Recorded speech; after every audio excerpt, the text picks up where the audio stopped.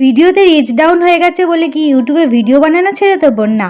তো নমস্কার বন্ধুরা, আশা করি সবাই ভালো আছো। তো আমি শ্রদ্ধা, আমার একটা নতুন মিনি ব্লগে সবাইকে স্বাগত। আজকে যেহেতু ভিডিও বানাতে অনেকটাই লেট হয়ে গেছিলো, এমনি সব কাজে একটু লেট হয়ে গেছিল, যেহেতু শনিবার আমরা বাড়িতে সবাই নিরামিষ খাই, তো ওই জন্য মা আজকে রান্না করেছিল ডাল আর আলু ভাজা।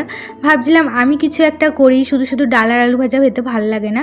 তো প্রথমেই আমি ডালটাকে 20 মিনিট ধরে ভিজিয়ে রেখেছিলাম। তারপর যখন বাটতে গেছি, তখন প্রথমবার ডালটা ঠিক বাটা হয়ে গেছিলো, সেকেন্ডবারে যখন বাটতে গেছি তখন আর মিক্সিটা খারাপ হয়ে গেছে পুরো। লাস্টে আমাকে কিছুটা শিলেই আমাকে বাটতে হয়েছে। তারপরে দিয়েছিলাম লঙ্কা, হলুদ আর নুন। তারপর এক একটা করে পকোড়া করে নিয়েছি। আর দুপুরবেলা খাবারটা খেয়ে ঘুম থেকে উঠে দেখি আমাদের টুনি বাইরে ঘাস খাচ্ছে, মানে ফুল গাছ খাচ্ছে। ও সব থেকে ওটা প্রিয় খাবার।